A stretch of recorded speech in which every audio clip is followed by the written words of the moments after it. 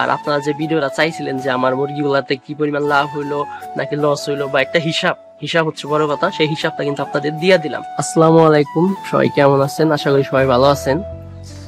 তো আজকে ভিডিওটা মূলত হচ্ছে আমার যে ব্রয়লার মুরগি ছিল সেই মুরগিগুলা যেহেতু বিক্রি করে দিছি, তো এই মুরগিগুলাতে কি পরিমাণ খরচ হয়েছে এবং কত টাকা লাভ হয়েছে এবার, সে সবকিছুই মূলত আজকের এই ভিডিওতে বলবো।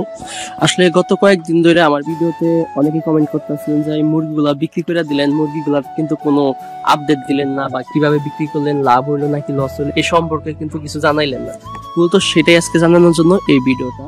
তো এখন যেহেতু সকালবেলা আমি পুকুর পাড়ে আসা সকালে কিন্তু মাছগুলারে খাবার দিছি, আর মাছগুলা কিন্তু আলহামদুলিল্লাহ খুবই ভালো অবস্থায় আছে বর্তমানে। কিছু কিছু মাছ কিন্তু প্রায় 1.5 কেজি প্লাস হয়ে গেছে, যেটা বলতেছিলাম যে আমি 1.5 কেজি হইলে আবার 1.5 কেজি যখন হবে গড়ে তখন কিন্তু মাছগুলা বিক্রি করে দেবো। যেহেতু ব্রয়লার মুরগিগুলা বিক্রি করে দিছি, খুব তাড়াতাড়ি হয়তো আবার নতুন বাচ্চা উঠামো।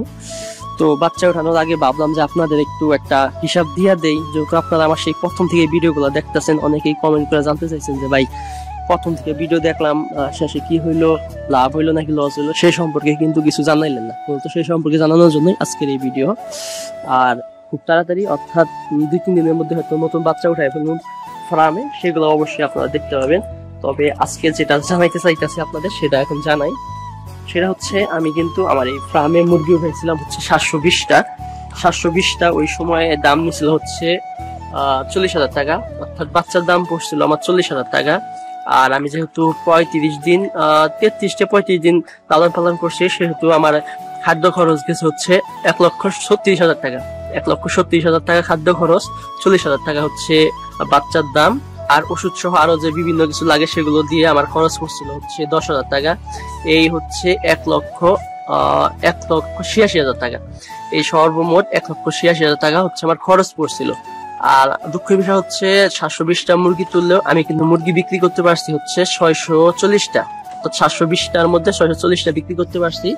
আর হচ্ছে 80টা মুরগি আমার মারা গেছে, কারণ আপনারা কম বেশি অনেকেই জানেন যে আমার মুরগির কিন্তু সমস্যা হয়েছিল, মাঝখানে ঠান্ডা লাগছিল, ঠান্ডার জন্য অনেক মুরগি মারা গেছে। তো যেহেতু আমি বিক্রি করতে পারছি হচ্ছে 640টা, এমন একটা সময় আসছিল যখন আমি মুরগিগুলা বিক্রি করলাম, ওই সময় কিন্তু মুরগির দাম কমে গেছিল। সেহেতু মুরগিগুলার খুব বেশি যে বাজার পাইছি তা না, তবে কম বেশি যা পাইছি আলহামদুলিল্লাহ খুবই ভালো। আর এই 640টা মুরগি আমি বিক্রি করতে পারছি হচ্ছে 2,18,000 টাকা। যেহেতু আমি মুরগিগুলা লালন পালন করতে এবং বাচ্চার দাম দিয়ে সবকিছু মিলে আমার কিন্তু খরচ পড়ছিল হচ্ছে 1,86,000 টাকা, আর আমি মুরগিগুলা বিক্রি করতে পারছিলাম হচ্ছে 2,18,000 টাকা। সেহেতু এখানে কিন্তু আলহামদুলিল্লাহ ভালো একটা প্রফিট করতে পারি আমি, সেটা হচ্ছে প্রায় 32,000 টাকার মতো। আর এর মাঝেও কিন্তু প্লাস মাইনাস আছে আরো, তবে এই 32,000 টাকার মধ্যে আরো টাকা বাড়তো, সেটা হচ্ছে যদি মুরগির বাজারগুলো আমি বেশি পাইতাম। পাশাপাশি যেহেতু আমার 80টা মুরগি মারা গেছে, সেখানে যদি 80টা মুরগি না মারা যায়, আরো কিছু কম মারা যায়, তাহলে হয়তো লাভের পরিমাণটা আরো বেশি করতে পারতাম।